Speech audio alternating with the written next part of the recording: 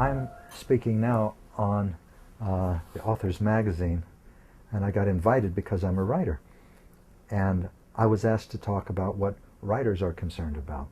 But writers are concerned about the same things that everyone is writing about. They're not exempt. And people who are not writers are not exempt. What are people concerned about? There is in each of us a deep pain that we all share. It is the pain of powerlessness. The experience of powerlessness is this. It's feeling as though you're intrinsically ugly, as though you're inherently flawed, as though you're defective, and you can't do anything about the defect.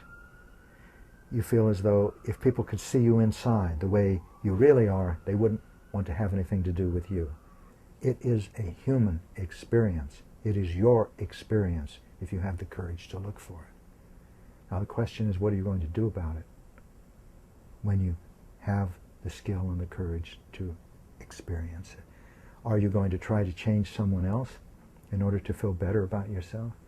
Or are you going to look at what got triggered in you and change that? That's the creation of authentic power.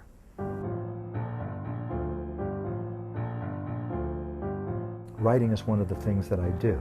I wouldn't say that I am a writer. I thought that for a while, and then I discovered that what I shared by writing was a wonderful tool for me and for others, but I'm bigger than writing. And I want to suggest that you are too. You're bigger than any role, than any label, than any title that you or others can put on yourself. And creating authentic power will take you beyond the need for roles, for titles, for functions, and directly into the content of your life, moment by moment by moment. And that is emotional. It's experiential. It is not intellectual. Our intellect is not able to fully grasp or comprehend what we're expanding into. And that is because the intellect and the five senses go hand in hand. The intellect uses data that are provided by the five senses, and it compares and analyzes and deduces and concludes. But as your perception of yourself moves beyond that, as you begin to sense yourself as something more than a mind and a body, as a personality and a soul at the same time, you begin to experience your life as meaningful. You begin to see yourself as part of a larger fabric of life. And experiences occur to you that are very real, but sometimes not experiences that can be articulated or grasped by the intellect. In other words, as we become multisensory, the intuition becomes your primary decision-making faculty. This doesn't mean that you lose your intellectual ability. I graduated from Harvard. I wrote a book on physics. It won the National Book Award for Science. I still remember my zip code. I use email. But the intellect is no longer the chairman of the board. It's an employee. It becomes a tool in the service of the heart. That was my first gift to life. Before then, everything I'd done was for me. It was scamming. It's what's in it for me. And when I was writing, this book became so exciting to me that all of those thoughts went away. I forgot to be terrified at whether or not the monthly miracle or the rent would happen. I forgot to want sex. I forgot to be angry. I forgot to be jealous. And I woke up wanting to write the book. I discovered that the chapters I was writing fit together as though I had planned them to. But I hadn't actually. For each chapter I wrote an outline, but often ideas would come to me that were more exciting than the outline. And I would always go with the outline.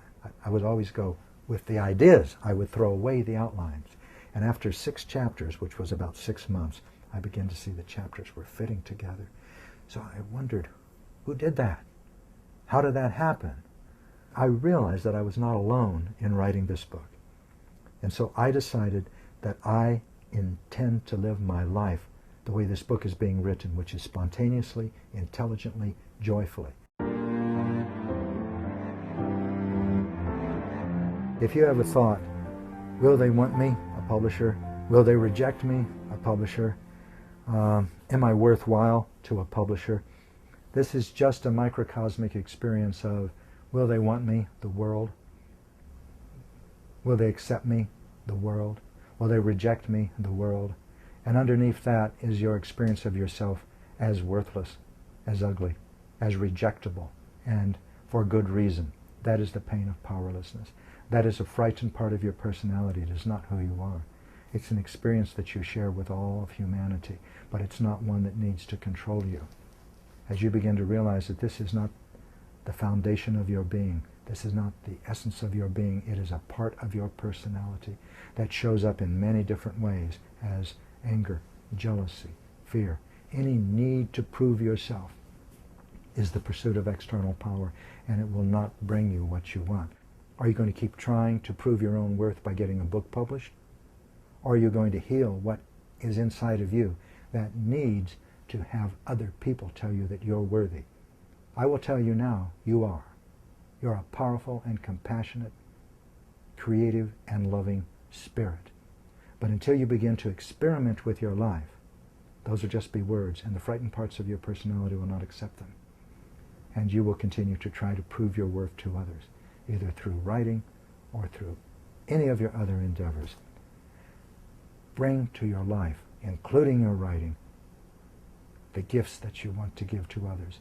And you can only do that by challenging your fear, having the courage to experience it and challenge it. And as you give your gifts, as you challenge your fears, your life begins to fill with meaning and you see more gifts to give.